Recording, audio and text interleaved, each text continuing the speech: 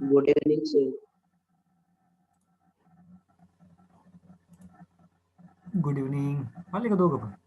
चल.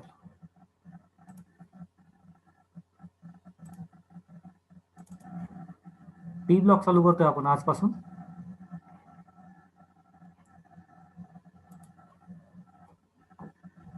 Inorganic chemical. Sir नवीन chapter चालू करताय? यस, नवीन चॅप्टर चालू करतोय. आणि सर्वेच तुझे मी क्वेश्चन्स बघितले, त्याचे आन्सर्स पण मी तयार केलेले आहेत आणि त्याचे व्हिडिओज बनवून टाकतोय मी युट्यूबवर. आज मी 2-3 व्हिडिओ बनवले, पण लाईट नव्हती दुपारी, त्याच्यामुळे अपलोड नाही केले. तर आज 1-2-3 आन्सर अपलोड करतोय मी. उद्या तुला उरलेले 2-3 मिळून जातील. ठीक आहे, 6-7 आहेत जवळपास.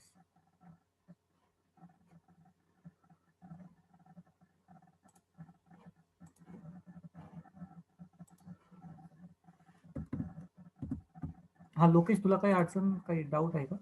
नाही ना? No sir. ठीक आहे. तरी पण ते व्हिडिओज बघून घेशील, म्हणजे डाऊट काय होते सर्व्हिसला आणि त्याचे आन्सर्स काय आहेत ते. फक्त लिहून मुद्दामून नाही टाकले मी, कारण म्हणजे ते समजतील त्याची काही गॅरंटी नाही. त्याच्यापेक्षा मी थोडं एक्सप्लेनच केलं, तेवढा एकत्र हे करून. ओके, दर्शना काही येणार नाही, चान्सेस नाही आहेत. नवीन चॅप्टर चालू करतोय, P block. Okay, P block chapter चालू करतोय. मुद्दामून घेतलाय हा चॅप्टर, सिक्वेन्स असाच पाहिजे. आपल्याला माहिती प्रोडक्ट टेबलमध्ये सगळ्यात राईट हँड साईडला जो ब्लॉक आहे ना, पूर्ण पी ब्लॉक म्हणतात, त्याच्यामध्ये ब्लॉक नंबर 13, 14, 15, 16, 17, 18 एवढं सगळं पी ब्लॉक मध्ये. ओके, याच्यामधलं सुद्धा एस आणि पी ब्लॉक आपल्याला 11वीला पण झालेलं आहे. ओके, एस आणि पी ब्लॉक, त्याच्यामध्ये पी ब्लॉक मधले 13, 14 आणि काही पार्ट 15चा पण कव्हर केलेला होता. ठीक आहे, आता आपण जी सुरुवात करतोय ते 15 पासून सुरुवात करतोय पुढे. ओके, नायट्रोजन फॅमिली आणि त्याच्या पुढे आपण सुरुवात करतो. नायट्रोजन फॅमिली आणि बाकीचं सगळं या चॅप्टरमध्ये कव्हर होईल. इनऑर्गॅनिक चालू करतोय. आधीचं आपलं ऑर्गॅनिक होतं. ऑर्गॅनिकचा अप्रोच पूर्ण वेगळा असतो, इनऑर्गॅनिकचा पूर्ण वेगळा अप्रोच असतो.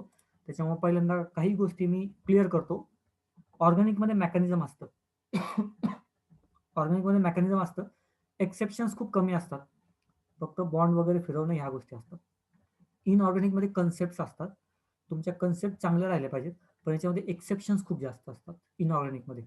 ठीक आहे, एक्सेप्शन्स लक्षात ठेवावे लागतील किंवा ठेवावे लागतात. आणि एक्सेप्शन जरा लिमिटपेक्षा जास्तच आहेत, हे तर मी पण मान्य करतो इनऑर्गॅनिकमध्ये. ठीक आहे, सो म्हणजे ट्रेंड बघताना हे बघताना, कारण हे नेचरमधले एलिमेंट्स आहेत, हे काय आपल्याला पाहिजे तसं ट्रेंड दाखवणार नाही किंवा सगळं हे दाखवणार नाही.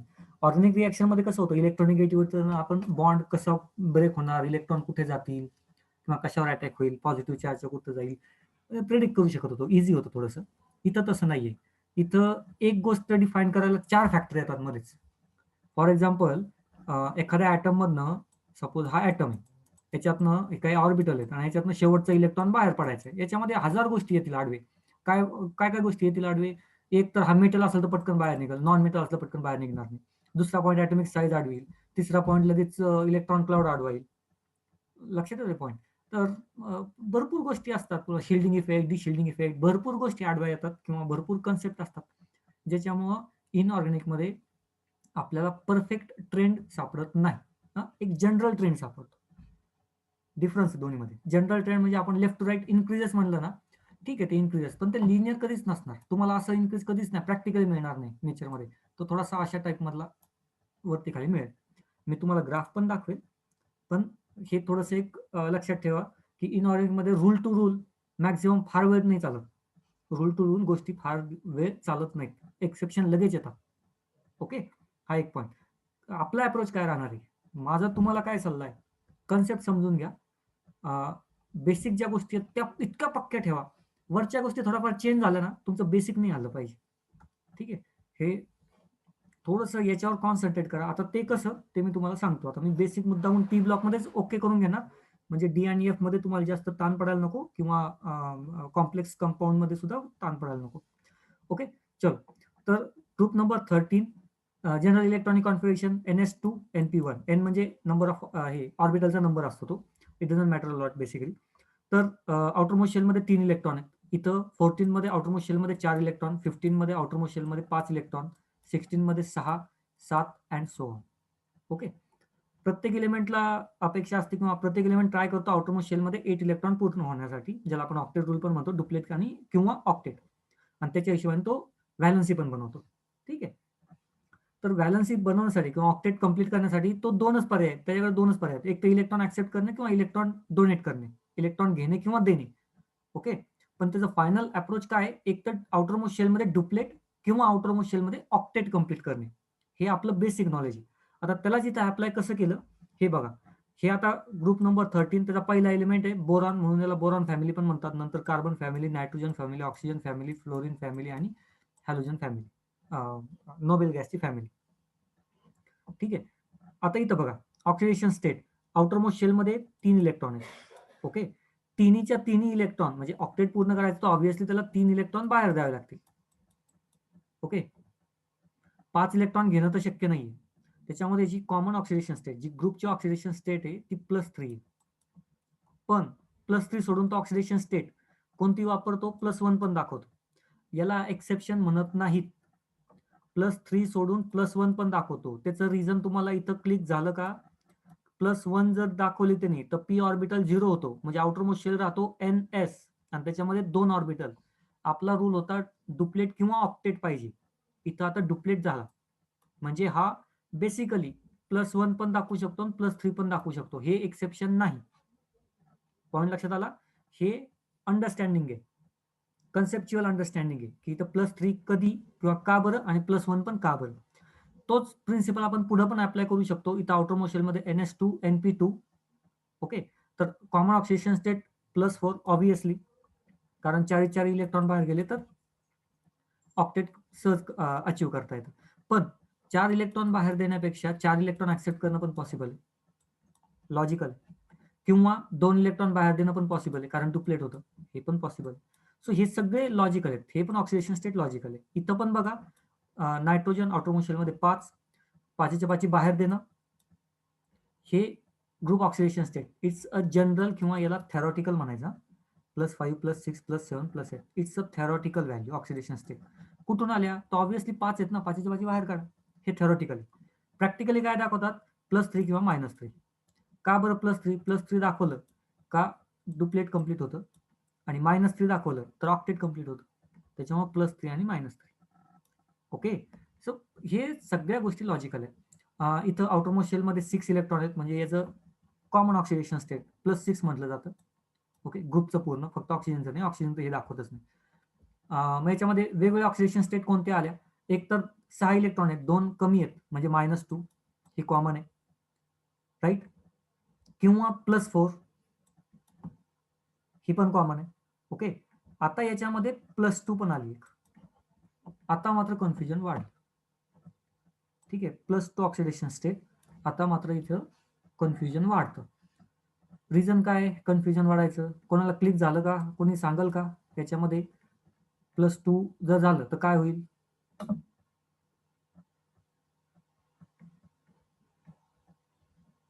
नाही, NP4 आहे, 2 बाहेर गेले, किती उरले, 2.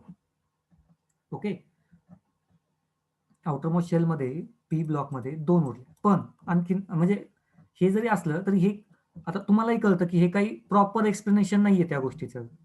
एक एस ऑर्बिटलमध्ये 2 इलेक्ट्रॉन असणे, त्याची कॅपॅसिटी ना ती फुलफिल आहे. हे एक वेळ ठीक आहे, आपण मान्य करू. पण पी ऑर्बिटल मधले 2 इलेक्ट्रॉन असतात त्याला आपण स्टेबल म्हणणं, हे एवढं फेवरेबल नाही किंवा एवढं लॉजिकल नाहीये, राईट. म्हणूनच +2 ऑक्सिडेशन स्टेट ही फार लगेच कॉमन असते अशातला भाग नाही. ठीक आहे. जनरली ही दाखवली जात नाही. आणि 2 जे इलेक्ट्रॉन राहतात ना ऑक्सिजनचे, आपण आउटरमोस्ट शेल जर हे काढलं तर आपल्याला माहिती 2 लोन पेअर असतात आणि 2 अनपेअर इलेक्ट्रॉन असतात. ओके. मोर इलेक्ट्रोनिगेटिव्ह स्पेसिसच्या जर हे कॉन्टॅक्टमध्ये आले, मोर इलेक्ट्रोनिगेटिव्ह स्पेसिस फ्लोरीन, जेव्हा हे बॉन्ड बनवतील तेव्हा या ऑक्सिजनची ऑक्सिडेशन स्टेट होते +2. ओके. रिझन काय असतं, ऑक्टेटच कंप्लीट करणं रिझन असतं, याला पर्याय नाहीये ऑक्सिजनला. पॉईंट लक्षात आला. +2 ऑक्सिडेशन स्टेट का बरं येतात, पर्याय नाही त्याच्याकडं. सल्फर, सल्फर सुद्धा +2 ऑक्सिडेशन स्टेट दाखवतो, पर्याय नसतो सल्फरला त्यावेळेला. पॉईंट लक्षात येतोय का. मेन पॉईंट तर +2 ऑक्सिडेशन स्टेट इलेक्ट्रॉन निगेटिव्हिटीमुळे येतो. जर दुसरा एलिमेंट जास्त इलेक्ट्रॉन निगेटिव्ह असेल तर ऑक्सिजनवर प्लस चार्ज येतो किंवा ह्या बाकीच्या ग्रुपवर प्लस चार्ज येतो. ठीक आहे. इलेक्ट्रॉनिक कॉन्फिगरेशन किंवा हे जे कोर नॉलेज आहे किंवा कोर कन्सेप्ट आहे हे आपल्याला प्रॉपर एक्सप्लेनेशन देत नाही प्लस टू ऑक्सिडेशन स्टेटचं. मग आपल्याला कोणी दिली ही एक क्लिअर एक्सप्लेनेशन? तर लेविस डॉट स्ट्रक्चरने दिली. ओके, हे क्लिअर झालं का पोरांनो? मला दोघांनी सांगा बरं, इथपर्यंत क्लिअर झालं का? Yes sir. Sarvesh? Okay, group number 17 कडे जाऊ. 5, 6, 7, 7 इलेक्ट्रॉन्स हॅलोजन्स आहेत प्लस 7 ऑक्सिडेशन स्टेट.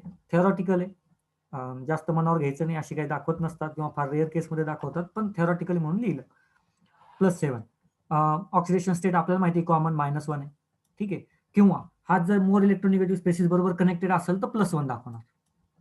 ओके, जसं ऑक्सिजनच्या बाबतीत झालं तसंच फ्लोरिनच्या पण हॅलोजन्सच्या पण बाबतीमध्ये होत असतं. ठीक आहे. Next point +3.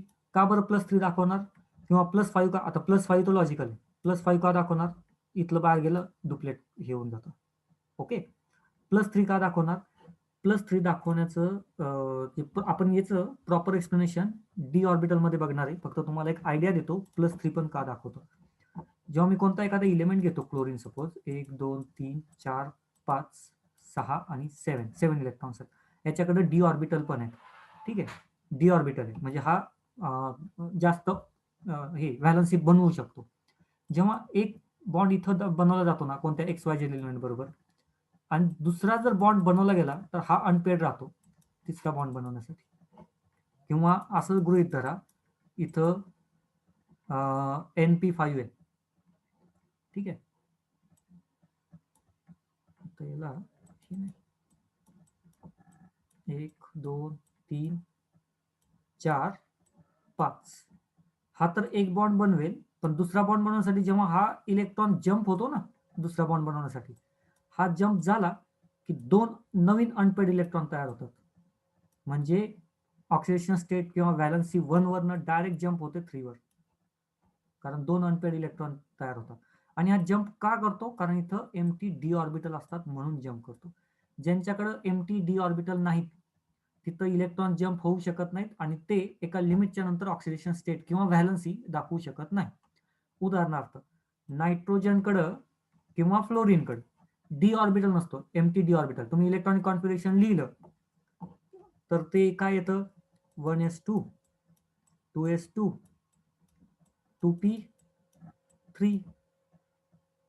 ठीक आहे, आणि त्याच्यानंतर 3s, 3p, राईट. पण सेकंडमध्ये डी ऑर्बिटल नसतो, त्याच्यामुळे यांच्याकडे डी ऑर्बिटल नाहीये, यांच्याकडे डी ऑर्बिटल नाहीये, इलेक्ट्रॉन जम्प नाही होऊ शकत, हायर ऑक्सिडेशन स्टेट हे दाखवू शकत नाहीत नायट्रोजन. पण नायट्रोजनच्या खाली सगळे इलिमेंट दाखवू शकतात. फ्लोरीन दाखवू शकत नाही, फ्लोरीनच्या खाली सगळे इलिमेंट दाखवू शकतात. ओके, पॉइंट लक्षात येतोय का? हे क्लिअर झालं का? पहिले एलिमेंट आपण ही कन्सेप्ट पुन्हा एकदा बघणार आहे, थेरॉटिकली पण येणार आहे आपल्याला अनॉमलस बिहेवियर मध्ये, तेव्हा आता आणखी डिटेलमध्ये घेईल. ओके, तर +3 ऑक्सिडेशन स्टेट सुद्धा दाखवतात वेगवेगळे एलिमेंट्स. नेक्स्ट त्याच सिक्वेन्समध्ये 18 किंवा ज्याला आपण नोबेल गॅसेस म्हणतो, आउटरमोस्ट शेलमध्ये 8 इलेक्ट्रॉन्स. हेलियमचं त्याचा एक्सेप्शन आहे, पण त्याला हेलियम फॅमिली म्हणतात. कॉमन ऑक्सिडेशन स्टेट किंवा थेरॉटिकल ऑक्सिडेशन स्टेट +8. जनरल आपल्याला माहिती की हे रिएक्शन मध्ये जात नाही, जर गेले तर दोन्ही इलेक्ट्रॉनला जावं लागेल, 2 अनपेड इलेक्ट्रॉन ना. एक इलेक्ट्रॉन जम्प झाला म्हणजे 2 अनपेड इलेक्ट्रॉन बनतील, म्हणून 2 व्हॅलन्सी किंवा डायरेक्ट 4 व्हॅलन्सी किंवा 6 व्हॅलन्सी. ओके, मधली ऑड व्हॅलन्सी ते दाखवू शकणार नाही. पण ही जी व्हॅलन्सी ही थेरॉटिकल व्हॅलन्सी प्रॅक्टिकली दाखवतेच असं काही भाग नाही. ओके, हे झालं थेरॉटिकल. याच्यावर काहीही कोणालाही डाऊट असेल तर विचारा बरं.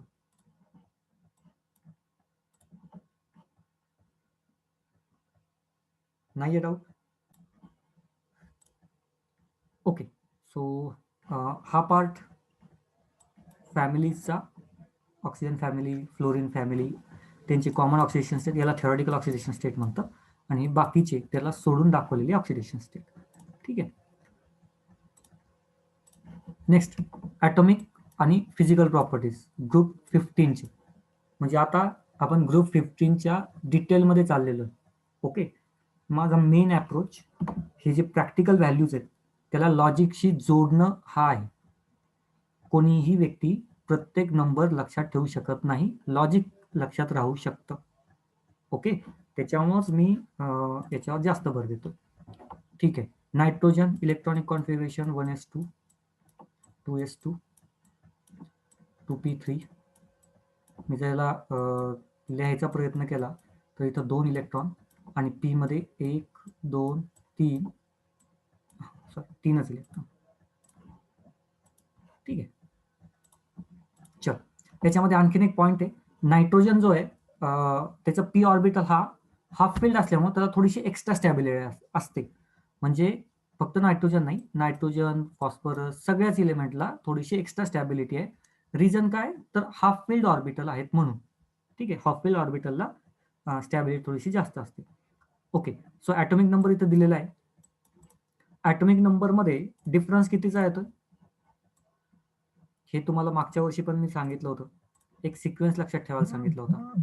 ॲटॉमिक नंबर लक्षात जरी नसला तरी तुम्हाला सिक्वेन्स लक्षात राहिला तरी भरपूर झालं. ठीक आहे. 8चा डिफरन्स आहे. इथं कितीचा डिफरन्स आहे? 16चा डिफरन्स आहे. लक्षात येतोय का हा पॉइंट? इथं कितीचा डिफरन्स आहे?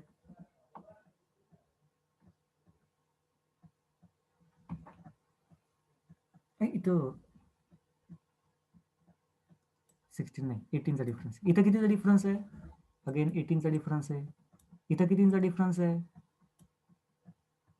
32चा डिफरन्स आहे. पॉइंट लक्षात आहे? ठीक आहे. तर हे डिफरन्स लक्षात ठेवा. आपलं 11वीला झालं होतं. 11वीचे पी ब्लॉकचे नोट्स काढा. ठीक आहे, तुम्हाला त्याच्यामध्ये सापडेल. हे लिहून पण दिलं होतं. ओके, इलेक्ट्रॉनिक कॉन्फिगरेशन सगळ्यांना येतात. Electronic configuration I don't think की याच्यावर कोणाला काही डाऊट असावा म्हणून. ओके, इथपर्यंत सांगा मला इलेक्ट्रॉनिक कॉन्फिगरेशन. कोणाला काही डाऊट नाही आहे ना पोरांनो? दोघांनी सांगा मला. जर डाऊट असेल देन मला रिवाईज करायला किंवा त्याच्यावर वेळ घालवायला, नसेल तर मग वेळ घालवत नाही. दोघांनी पण सांगा. सर्विसला तर नाही डाऊट काही?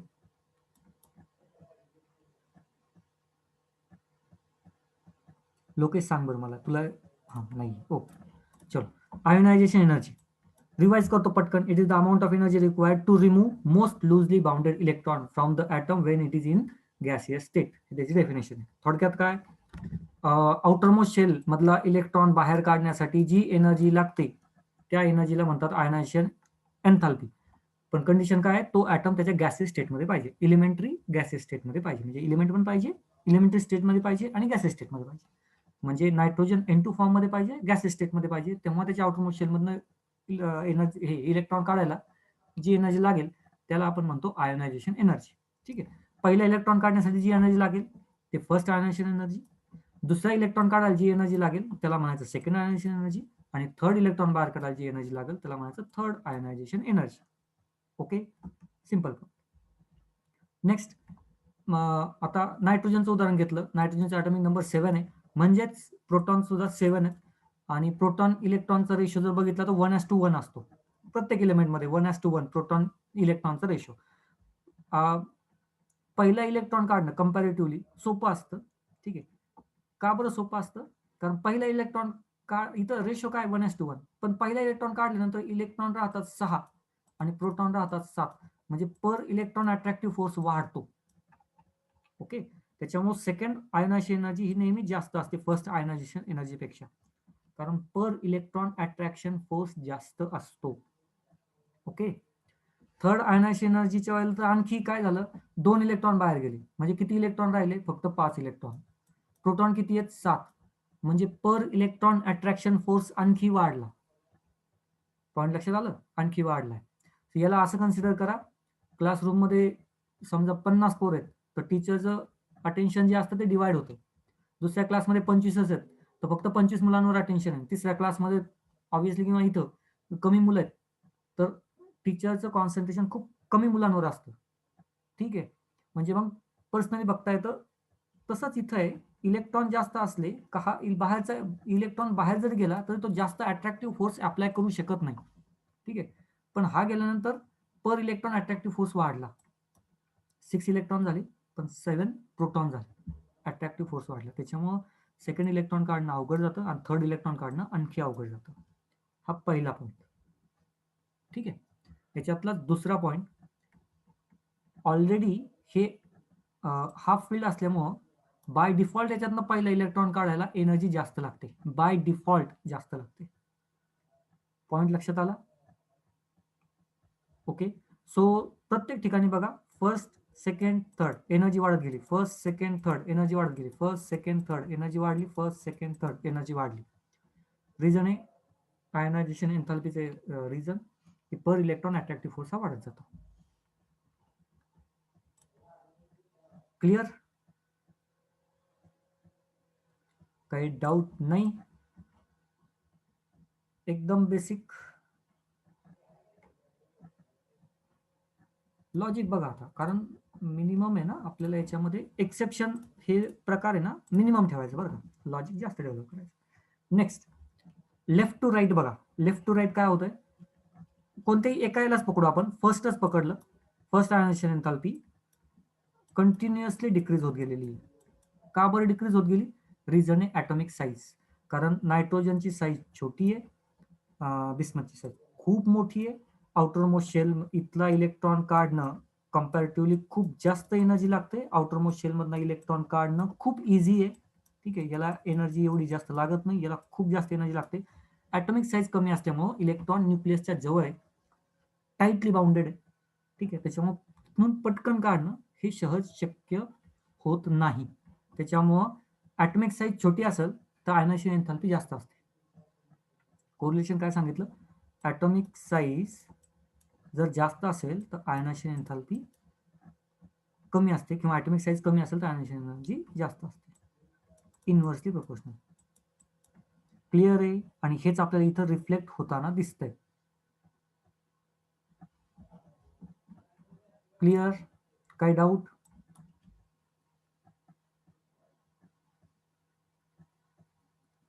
बरोबर, मी हळूहळू हळूहळू चाललेलं आहे.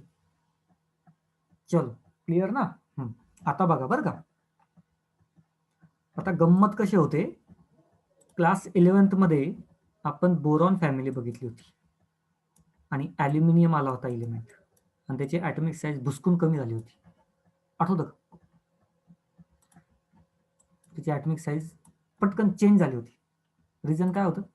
मध्येच एक हे येतं, काय आपण म्हणतो त्याला, एक सिक्वेन्स येतो अख्खा. ओके, डी ब्लॉकचा पूर्ण एक सिक्वेन्स येतो, त्याच्यामुळे ॲटॉमिक साईजचा जो ट्रेंड असतो ना, टॉप टू बॉटम इन्क्रीजेस, तो बोरॉन फॅमिलीमध्ये डिस्टर्ब झाला होता. मग आता तुम्ही मला सांगा, जर ॲटॉमिक साईज डिस्टर्ब झाली तर आयनायझेशन एनर्जी सुद्धा डिस्टर्ब होणार, आयनायझेशन एन्थाल्पी. लक्षात आलं? रेडियस डिस्टर्ब होणार, मेल्टिंग पॉईंट डिस्टर्ब होणार, इलेक्ट्रोनिगेटिव्हिटी डिस्टर्ब होणार, boiling point, melting point, density पण डिस्टर्ब होणार. पॉईंट लक्षात येतोय का तुमच्या? एक फॅक्टर चेंज झाला की सगळ्या फॅक्टरला डिस्टर्ब करतो तो.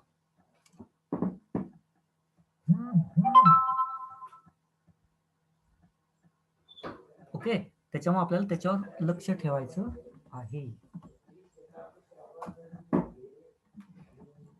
ओके,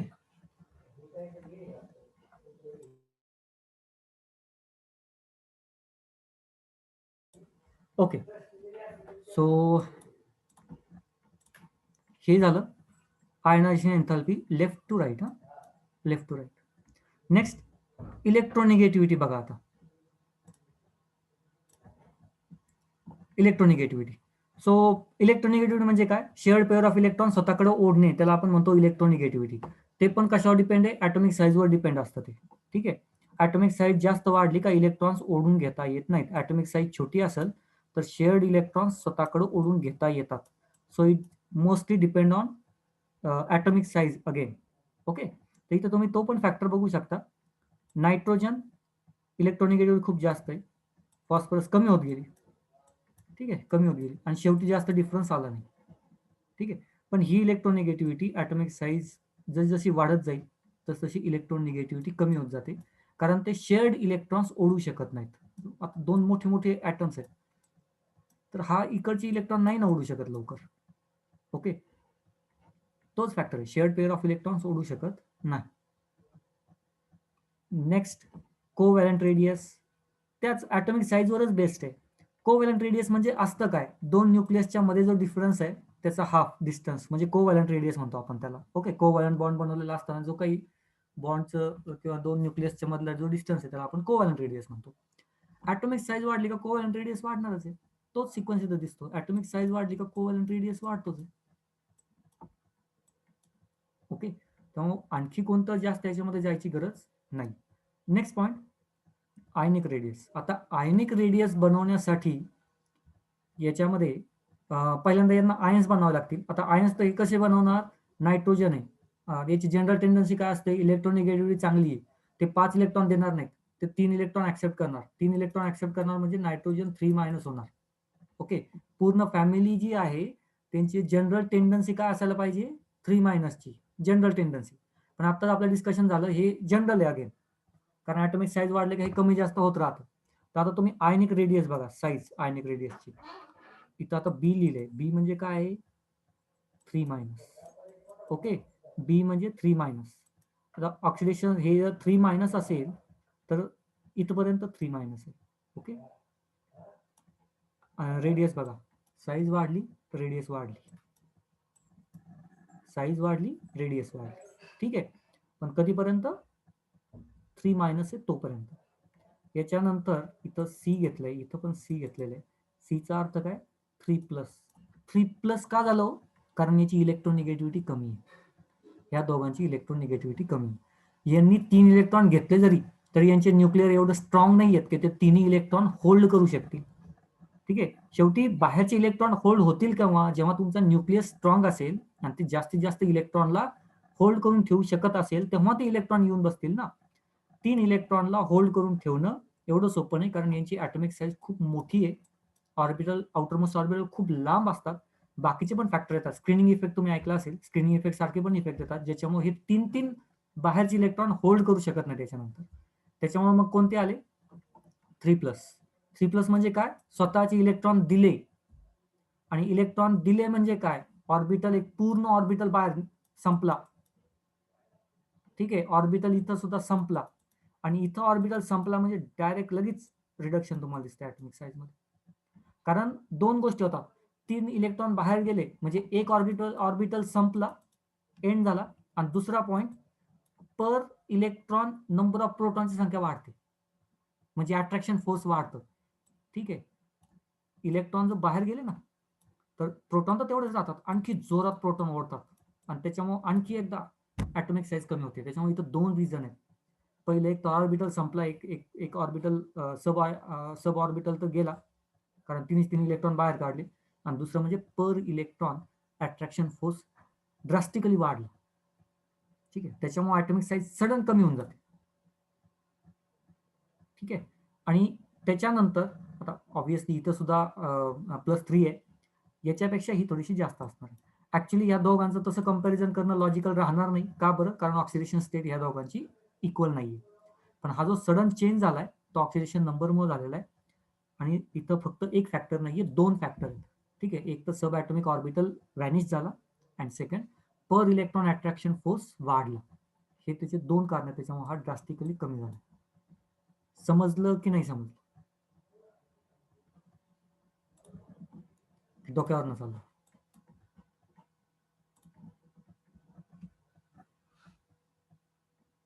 बर, मीडियम. बर, करतो रिपीट करतो. लोकेशला कसं काय चालू आहे,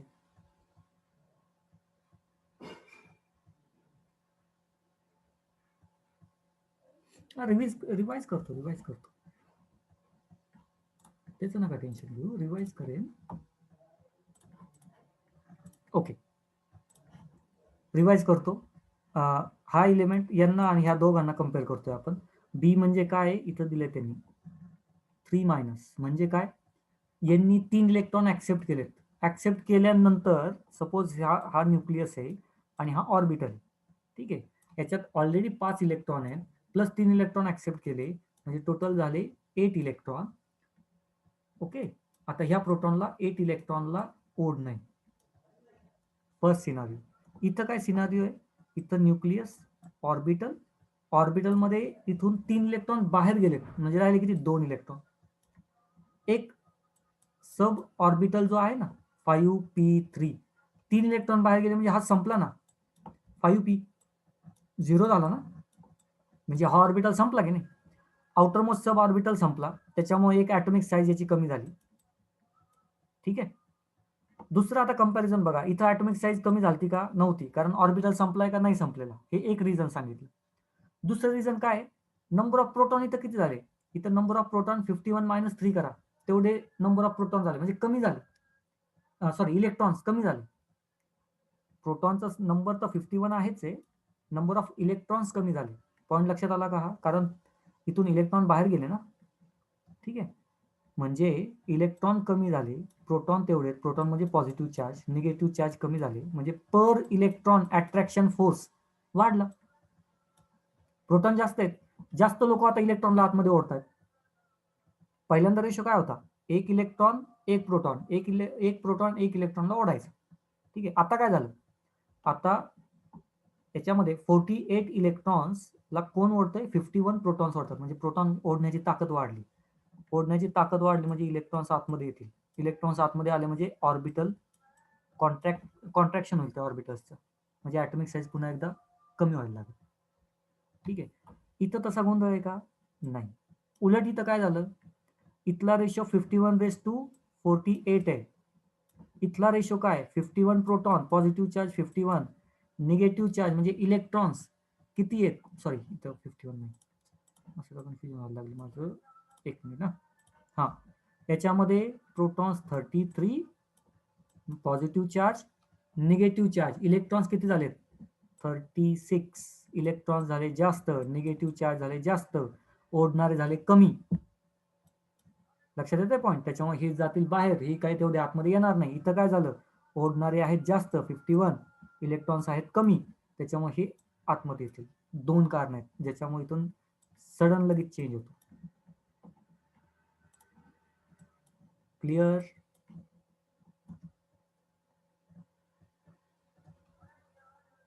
ओके.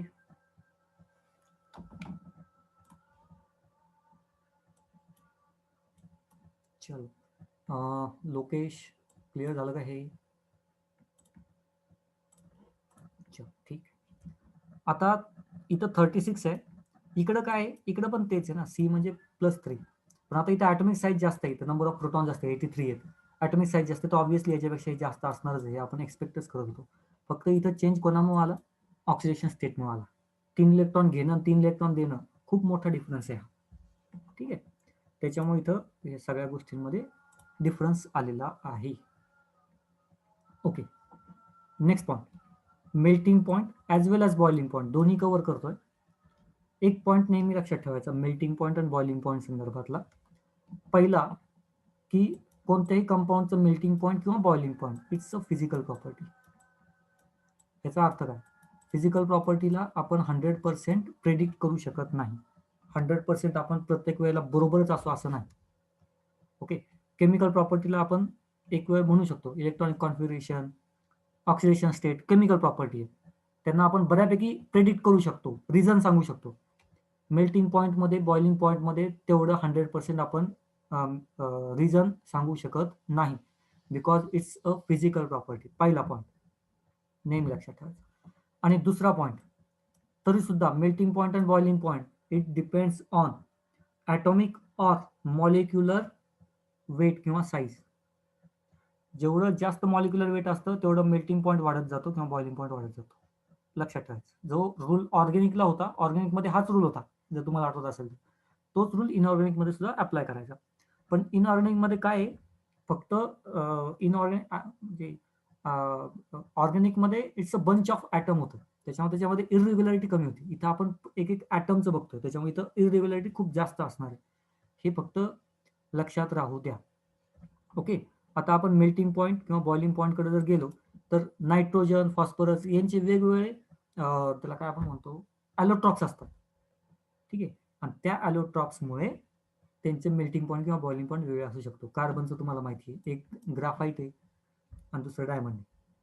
कार्बन तोच आहे, मग मेल्टिंग पॉईंट कोणाचा घ्यायचा? पॉईंट लक्षात आला? तो जो शेप बनवतो, क्रिस्टल शेप जसा बनवतो, त्या हिशोबाने मेल्टिंग पॉईंट आणि बॉइलिंग पॉईंट व्हेरी होत राहतो. ओके, त्याच्यामुळं जनरली तुम्हाला याच्यामध्ये एक रेग्युलर ट्रेंड कधीही दिसणार नाही, एक जनरल ट्रेंड दिसेल. इथं काय लक्षात ठेवायचं आहे? General trend, melting point first increases then decreases, आणि बॉइलिंग पॉइंट कंटिन्युअसली इन्क्रीजेस आणि लास्ट स्लाइट डिक्रीज. पण हे थोडंसं तुम्हाला लक्षात ठेवावं लागेल. याचं रिझनच काय आहे? याचं रिझन आहे त्यांच्या अलोट्रॉप्समध्ये. सगळे मॉलिक्यूल सारखे ते अलोट्रॉप नाही दाखवू शकत ना. ओके. नेक्स्ट पॉइंट आहे डेन्सिटी. डेन्सिटीवर आपण आता हळूहळू पुढचे जसं लेक्चर्स होतील तसे त्याच्या आपण आणखी डिटेलमध्ये जाणार आहोत. बेसिक स्टेजला सांगतो, density mass upon volume. Packing efficiency जेवढी आहे ना त्याच्यावर डेन्सिटी डिपेंड राहते. म्हणजे क्रिस्टल कसे बनवणार ना त्याच्यावर डेन्सिटी जास्त असते, किंवा कोणत्या स्टेटमध्ये आहे तो त्याच्यावर. For example nitrogen N2 gases स्टेटमध्ये त्याची डेन्सिटी कमीच असणार. मॉलिक्यूल्स जसे किंवा ॲटम जसे हेवी होतील तसे ते सॉलिड स्टेटमध्ये यायला लागतात, आणि सॉलिड स्टेटमध्ये आले की त्यांची डेन्सिटी वाढत जाते. लक्षात आलं हे? Again it's a general trend.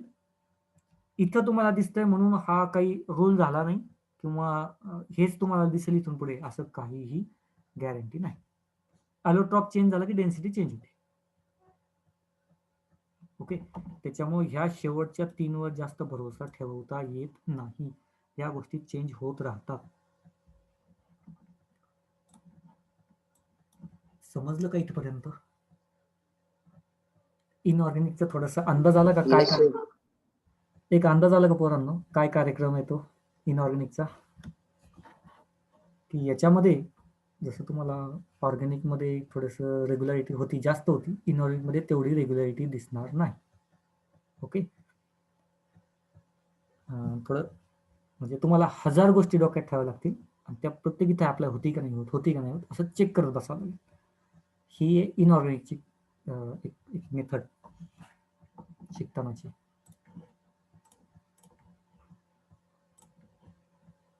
Okay.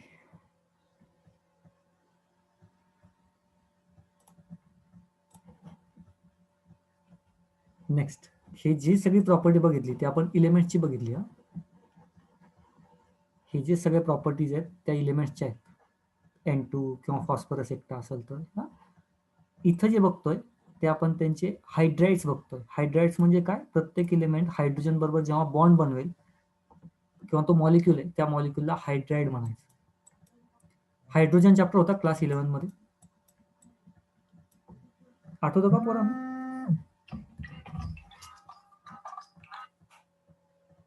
Yes, sir. आठवतो. तुम्हाला क्लास 11 मध्ये नसताना सुद्धा मी तो चॅप्टर घेतला होता, आठवतं? त्या चॅप्टरचा फायदा इथं होईल. ओके. त्या चॅप्टरचा फायदा इथं होणार. तुम्हाला 11वीला सिलेबसमध्ये नव्हता तो. ओके. सो हां, लिंक एक्सपायर होते, डिस्कनेक्ट करतो, वापस जॉईन हो.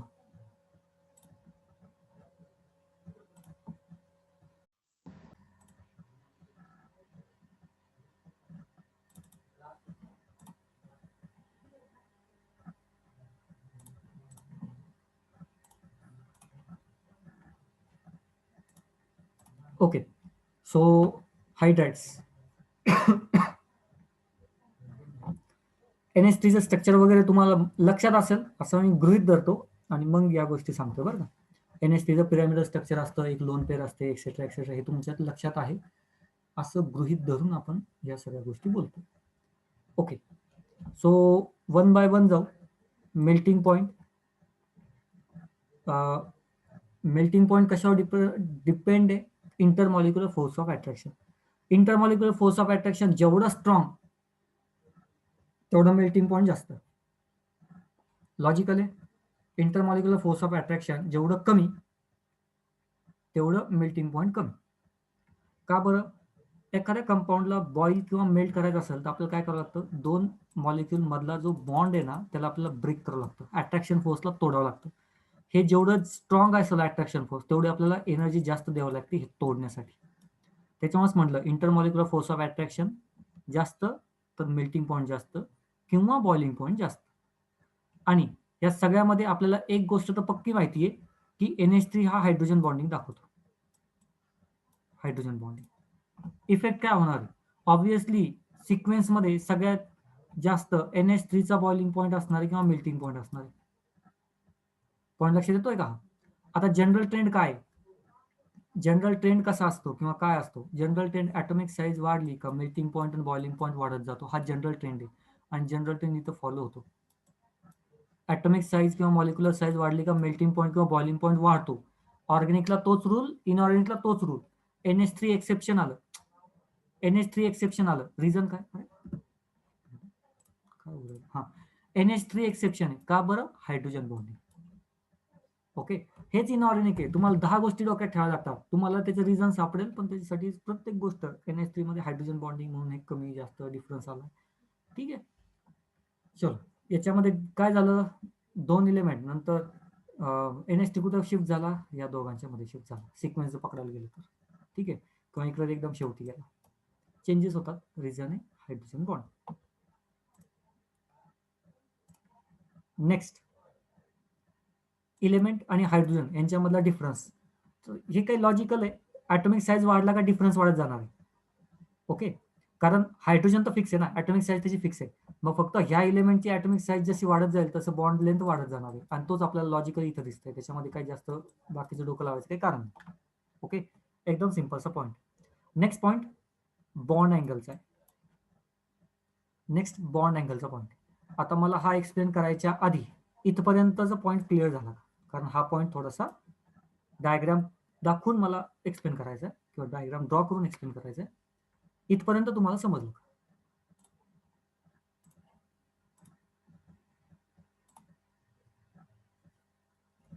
मुद्दाम विचारतोय दोघांना सुद्धा, कारण याच्यानंतरच्या पॉईंटमध्ये थोडंसं नॉलेज किंवा थोडीशी कन्सेप्ट आता ॲड होत चालली आहे, किंवा आणखीन एक कन्सेप्ट ॲड होती इथे, म्हणून मी थोडंसं थांबून तुम्हाला विचारतोय.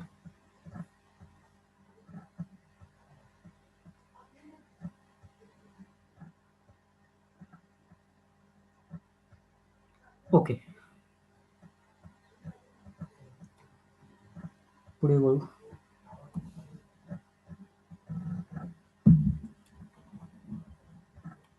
मला तुम्हाला आता हे सांगायचं आहे बॉन्ड अँगल. ठीक आहे, सोपं आहे.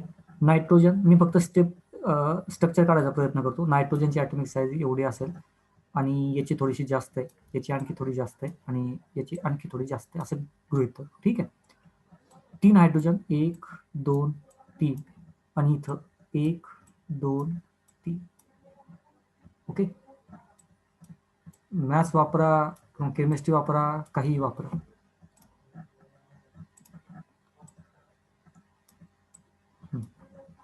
इथं जो कोणता अँगल आहे, याच्यामध्ये जो अँगल आहे तो, किंवा इथं जे रिपल्शन आहे आणि ह्या मॉलिक्युलमध्ये रिपल्शन आहे, मला एक सांगा, रिपल्शन सगळ्यात जास्त कुठे असेल?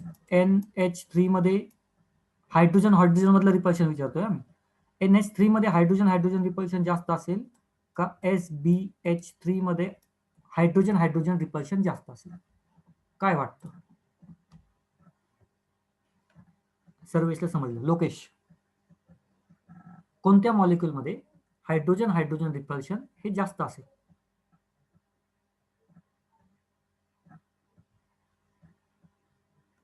NH3 का SbH3?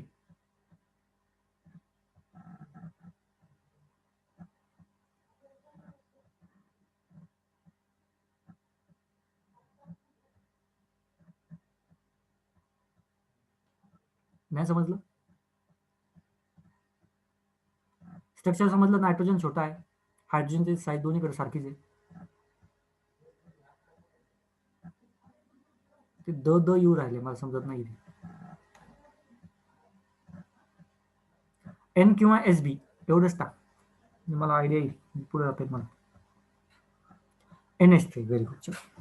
तर स्ट्रक्चर ड्रॉ केलं का तुम्हाला लगेच समजलं? ठीक आहे, एक्झाम मध्ये नीट बघायला. एक्झाम मध्ये हा क्वेश्चन आलेला आहे आणि पोर फसतात याच्यामध्ये. ओके, सो इथं रिपल्शन जास्त आहे. रिपल्शन जास्त म्हणजे एकमेकांपासून लांब जातील, थिटा व्हॅल्यू ऑब्व्हियसली जास्त असणार. इथं साईज मोठी आहे ना, त्याच्यामुळं रिपल्शन एवढं जास्त नाही आहे. हे ऑलरेडी एकमेकांपासून खूप लांब आहेत. इथं एक लोन पेअर पण येतो, लोन पेअरचं रिपल्शन जास्त असं आपल्याला माहिती. याचा इफेक्ट काय होतं? हे एकमेकांपासून जवळ येतात, जवळ आले का बॉन्ड अँगल कमी होतो.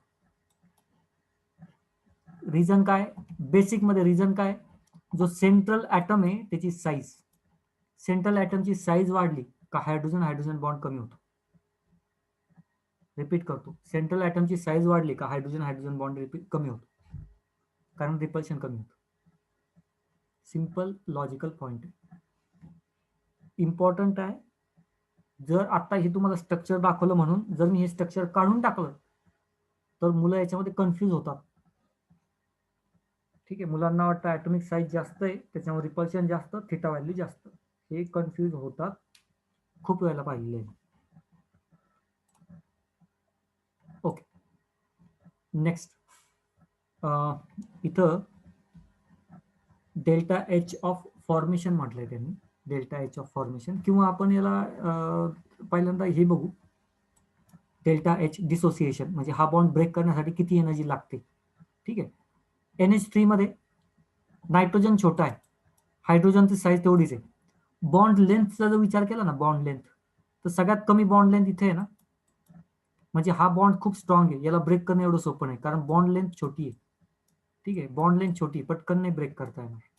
ओके, इलेमेंट वाढत गेला, इलेमेंट वाढला, इलेमेंट वाढला, इलेमेंट वाढत गेला, बॉन्ड लेंथ वाढत गेली, बॉन्ड वीक होत गेला, बॉन्ड वीक होत गेला. पॉईंट लक्षात आला की नाही? बॉन्ड वीक होत गेला, याला ब्रेक करणं सोपं. समजलं की नाही समजलं?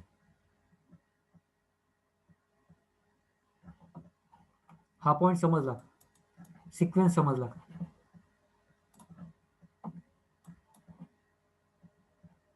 की याच्यावर काही डाऊट आहे कोणाला? ही टर्म राहिलेली माझ्या माहिती, मला लक्षात आहे, मी घेणार आहे. फक्त हे समजलं, एकदम हळूहळू जायचंय मला.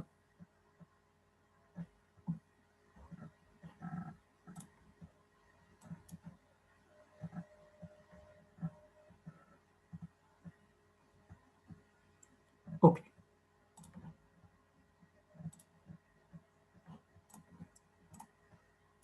चलो याला मी आता,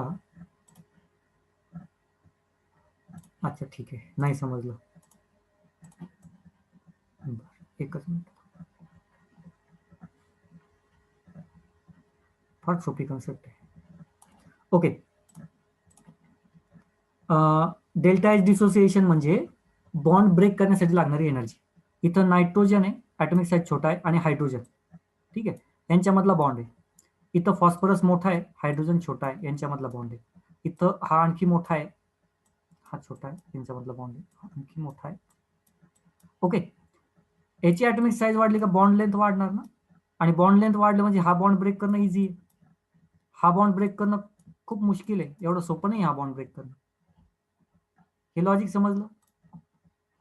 ठीक आहे, NH बॉन्ड ब्रेक करणं अवघड आहे कारण ऍटॉमिक साईज छोटी आहे. छोटे बॉन्डला ब्रेक नाही करू शकत, मोठ्या बॉन्डला ब्रेक करणं कम्पॅरेटिव्हली सोपं आहे. म्हणजेच काय, बॉन्ड ब्रेक करण्याला लागणारी एनर्जी इथं कमी असणार आहे.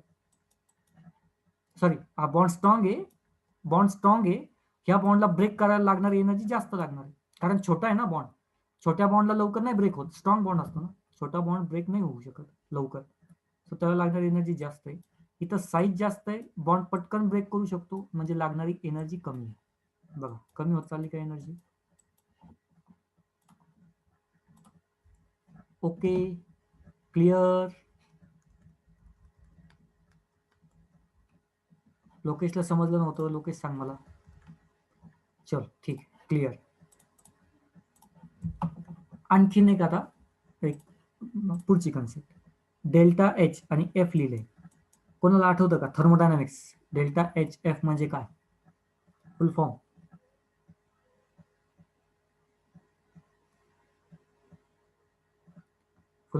आठवतो का?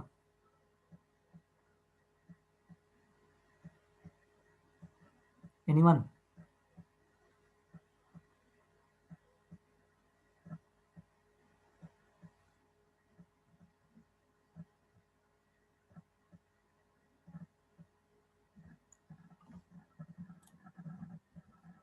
हीट ऑफ फॉर्मेशन, त्याला आपण हीट नाही म्हणत, एन्थाल्पी म्हणतो, एन्थाल्पी ऑफ फॉर्मेशन. ठीक आहे, म्हणजे NH3 बनणार कसं काय याची डेफिनेशन सांगतो. इलेमेंटल फॉर्म मधनं हा मॉलिक्यूल बनला पाहिजे, म्हणजे N2 reacts with H2 to form NH3, ते पण 1 मोल. याच्यामध्ये बघा पर मोल दिलेलं आहे, त्याच्यामुळे हे जर बनवायचं असलं आपल्याला तर हे 1/2 मोल लागतं, आणि हे किती लागतं 3/2 मोल लागतं, 3/2 मोल लागतं.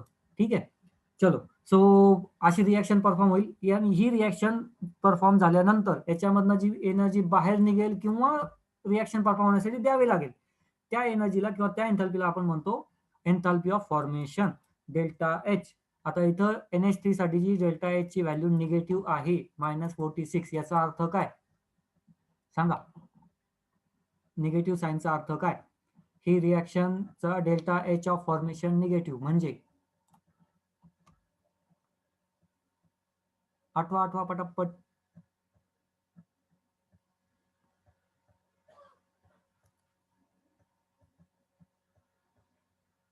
चला आठवा. निगेटिव्ह म्हणजे delta H negative,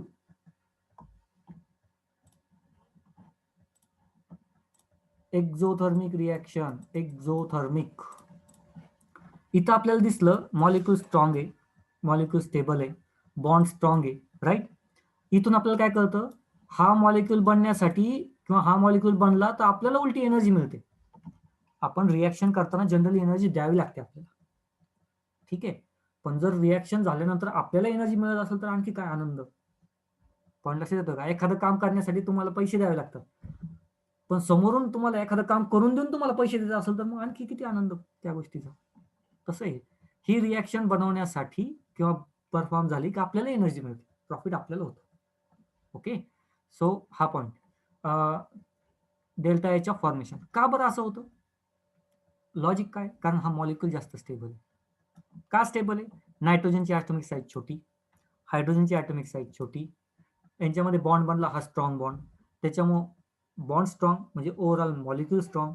molecule strong म्हणजे त्यांची एनर्जी कमी, म्हणजे जो एनर्जी डिफरन्स आहे तेवढी एनर्जी बाहेर निघून जाते, म्हणजे आपल्याला मिळते. ठीक आहे, त्याच्यानंतरचे बॉन्ड बनवणं अवघड जातं. का बरं? का अवघड जातं? कारण फॉस्फरसची साईज होती मोठी, हायड्रोजनची साईज होती छोटी, यांच्यामध्ये बॉन्ड बनवता कसं? हे हळूहळू कसं चाललं. आता इथं कसं आहे, दोघांची ॲटॉमिक साईज जवळजवळ सारखी होती, त्याच्यामुळे हा बॉन्ड पटकन बनला. जवळजवळ सारखी होती असं गृहीत धरा, किंवा डिफरन्स फार मोठा नव्हता. PS3 मध्ये डिफरन्स आणखी वाढला, इथं आणखी वाढला, इथं आणखी वाढला, इथं आणखी वाढला, त्याच्यामुळं मॉलिक्यूल बनवणं अवघड अवघड अवघड आणि अवघड होत गेलं. ठीक आहे, घोड्याचा एक पाय तुटला समजा, त्याच्याऐवजी तुम्ही गाढवाचा पाय लावला सपोज, तर ठीक आहे बा, जवळपास हाईट सारखी म्हणजे NH3. पण त्याच्यानंतर तुम्ही कुत्र्याचा पाय लावायला गेले तर मग आणखी अवघड आहे, मांजरीचा लावायला गेलं तर आणखी अवघड, ससाचा लावायला गेलं मग तर विषयाची सोय. लक्षात आलं का पॉईंट? ॲटॉमिक साईज वाढत गेलाय, त्याच्यामुळे हा मॉलिक्यूल बनवणं खूप अवघड असतं, आणि बनला तरी हा टिकत नाही, लगेच ब्रेक होऊन जातो.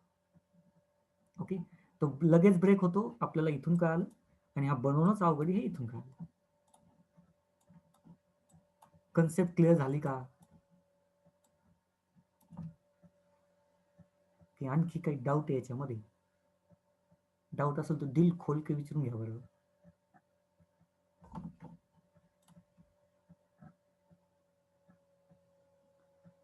ठीक आहे,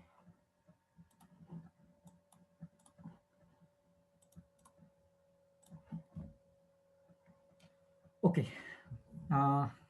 हे झालं हायड्राइड्सच्या प्रॉपर्टीज आणि त्याचं एक्सप्लेनेशन. तुम्हाला काय करायचंय, तुमचं काम सांगतो मी. आजच्या आज चालू केल्यापासून लगेच 3 चार्ट घेतले आणि तुमच्या पुस्तकातलेच आहे, फक्त मी त्या चार्टला एक्सप्लेन केलं. तुमचं काम व्हॅल्यूज लिहिणं नाही, ठीक आहे. हाच चार्ट बनवायचा, हाच चार्ट सेम असाच चार्ट बनवायचा, पण याच्यामध्ये फक्त एवढं लिहायचं, ॲटॉमिक नंबर असा ॲरो करून इन्क्रीजेस, ठीक आहे, बाकी काहीच नाही. ॲटॉमिक मास ऑब्वियस आहे, पण असा ॲरो करून इन्क्रीजेस. ओके, इथं इलेक्ट्रॉनिक कॉन्फिगरेशन फिक्स आहे, NS2 NP3 प्रत्येक ठिकाणी कॉमन लिहिलं तरी चालेल. आयोनायझेशन एन्थाल्पी लिहिताना टॉप टू बॉटम इन्क्रीजेस, आणि त्याचं एका साईडला एक्सप्लेनेशन ह्या कोपऱ्यामध्ये एक्सप्लेनेशन आलं पाहिजे. लेफ्ट टू राईट डिक्रीजेस, त्याचं एक्सप्लेनेशन इथं आलं पाहिजे. पॉईंट लक्षात येतोय का? आपल्याला व्हॅल्यू नको, आपल्याला रिझनिंग पाहिजे. याच्यावर क्वेश्चन्स रिझनिंगवर येतात, व्हॅल्यूवर नाही येत. तुम्हाला हे नाही कोणी विचारणार की बिस्मथची इलेक्ट्रॉनिगेटिव्हिटी सांगा, असं कधीच येत नाही. क्वेश्चन असाच येतो, electronegativity of bismuth is less than nitrogen, explain why. तुम्हाला रिझनिंग विचारलं जातं, तुम्हाला कधीच व्हॅल्यू विचारली जात नाही. So electronegativity left to right decreases, reason, तुमचं रिझन आलं पाहिजे. कोव्हॅलंट कॅरेक्टरिस्टिक किंवा covalent radius increases, reason. Okay, तुम्हाला समजलं का तुम्हाला करायचंय काय ते? मी हे मुद्दाहून एक्सप्लेन केलं पण तुम्हाला लिहून नाही दिलं. ओके, कमीत कमी वर्डमध्ये हे रिझनिंग आलं पाहिजे आणि याच्यावर क्वेश्चन 100% रिझनिंग वरच येतात. ह्या तिन्ही जे चॅप्टर हे तुम्हाला आता शिकवलं ना, रिझनिंग वरच क्वेश्चन येतात. याच्यावर अजिबात बाकीचे याचे क्वेश्चन्स येत नाहीत. लॉजिकल बेस्ड किंवा रिझनिंगचेच क्वेश्चन येतात, ते डोक्यात राहू देणे. ओके, दुसऱ्या याच्यामध्ये काहीही नाही जोपर्यंत पी ब्लॉक आपण बघतोय तोपर्यंत. तर हे तुम्हाला करणं आहे. बॉइलिंग पॉईंट, मेल्टिंग पॉईंट, ह्या सगळ्या गोष्टी रिझनिंग आठवले नाहीत, व्हिडिओज तुमच्याकडे आहे, रिझनिंग एकदा बघायचं मी व्हिडिओमध्ये काय काय एक्सप्लेन केलंय ते. ठीक आहे, तिन्ही ग्राफचे. Where can I find these charts? NCERT textbook. हे सगळ्या एनसीईआरटी टेक्स्टबुक मधले चार्ट आहेत. ओके, तीन. आणि नेहमी लक्षात ठेवा, आपल्यासाठी सगळ्यात महत्वाचं एनसीईआरटीच राहणार आहे, कारण याच्यावर क्वेश्चन्स खूप येऊ शकतात. याला एक्सेप्शन आहेत ना पोरांनो, एक्सेप्शनला तुम्ही काय लिमिट करू शकता? नाही ना करू शकत, कोणीच नाही ना लिमिट करू शकत. एक्सेप्शन आहेत हे, किंवा याच्यामध्ये ह्या चॅप्टरमध्ये बेसिकली एक्सेप्शन्स खूप जास्त असतात. म्हणून वेल अँड गुड, किंवा ह्या एक्सेप्शन्सला लिमिट करायला पाहिजे कुठतरी. ही एक्सेप्शनची काही हे नसते या चॅप्टरमध्ये. आता तरी एक्सेप्शन्स आले नाहीत अजून तरी, पुढे पुढे इतके येतात, याला कुठतरी लिमिट करणं गरजेचं असतं. त्याच्यामुळे मी पर्सनल लेवलवर याला कुठं लिमिट करतो, तर एनसीईआरटी मध्ये जेवढे एक्सेप्शन्स आहेत तेवढेच घेतले जातात, किंवा तेवढ्यावरच जास्त फोकस करायचा, कारण क्वेश्चन्स हे एनसीईआरटी बेस्डच येतात. त्याच्यामुळे पी ब्लॉक किंवा इनऑर्गॅनिक साठी हे एक पूर्ण डोक्यामध्ये राहू द्या, एनसीईआरटीलाच फॉलो करणे, एनसीईआरटीच्या बाहेर जाणे नाही. तुम्ही कुठेही जा, कितीही काही काढलं की तुम्हाला एक्सेप्शन मिळणार. तुमचे उत्तर चुकतील, एक्सेप्शन तुम्हाला लगेच त्याला पुस्तक लगेच तयार असतं, हे एक्सेप्शन आहे म्हणून टाकायला. ठीक आहे, जास्त लांबच नाही जायचं, एनसीईआरटीलाच धरून राहायचं.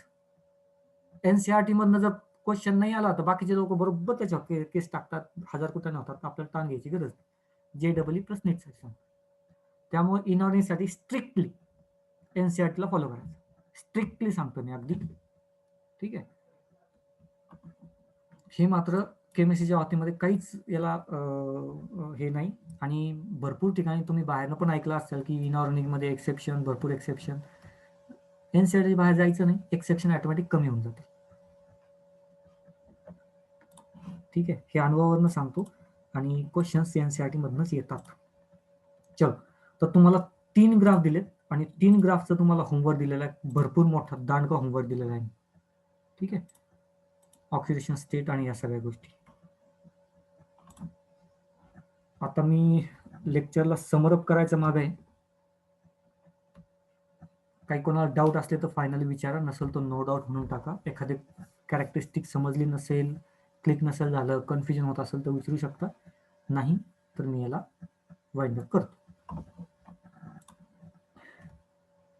सर्विसला काही डाऊट नाही. लोकेश, तुला काय असेल तर विचार.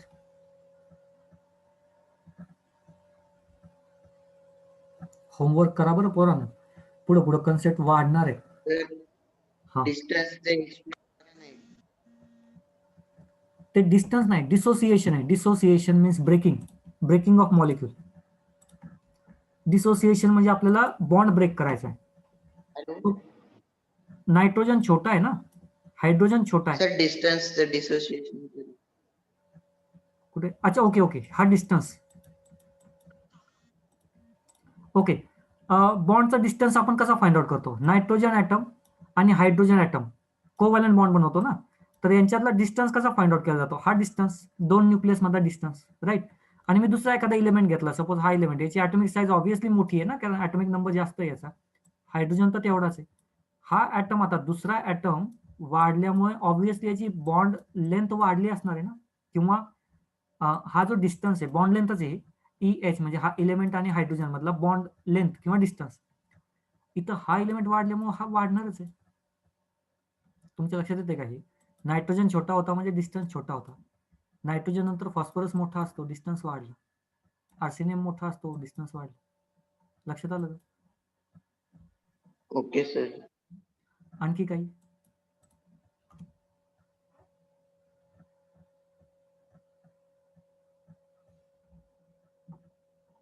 आणखी काही कोणती कन्सेप्ट नाही ना? ओके, ठीक आहे. आपण इथं वाइंड अप करतोय. पुन्हा एकदा सांगतो, होमवर्क करा. याच्यामध्ये टर्म्स ऍड होत जातील आणि फक्त 15 ग्रुप आहे, 16, 17 मध्ये ह्याच गोष्टी वापस बघायच्या आहेत, तेव्हा कन्फ्युजन क्रिएट व्हायला नको. पुढं पुढं काय आहे फक्त एकदा दाखवतो. हे असे ग्राफ पर्यंत आपण जाणार. कन्सेप्ट करून ठेवा, होमवर्क करून ठेवा, ग्राफ मध्ये व्हेरीफाय करायचे. ठीक आहे, आज थांबू, उद्या याच टायमिंगला कंटिन्यू करू.